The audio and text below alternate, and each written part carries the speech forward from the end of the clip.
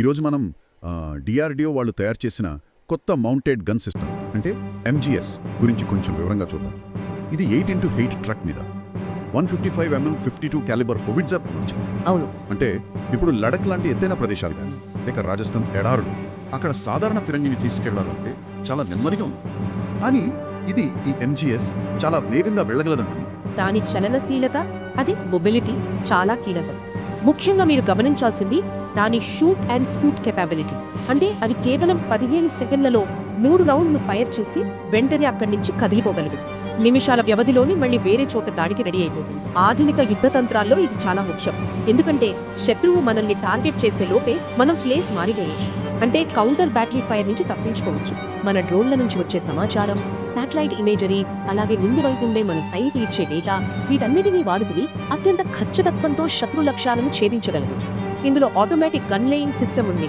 ఇంకా advanced fire control systems, GPS based targeting ఇవన్నీ ఉన్నాయి.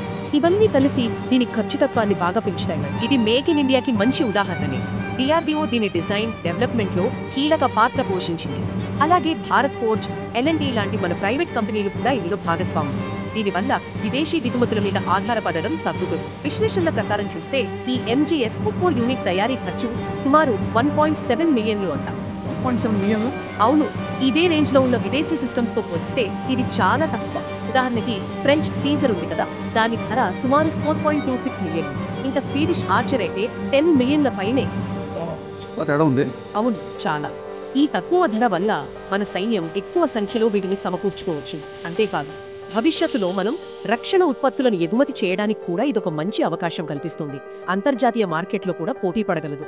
అవును, తక్కువ ఖర్చు, ఎక్కువ సామర్థ్యం, మన దేశంలో తయారు అన్ని కలిపి చూస్తే ఈ ఎంజీఎస్ మన రక్షణ రంగంలో ఒక గేమ్ చేంజర్ అయ్యేలా ఉంది.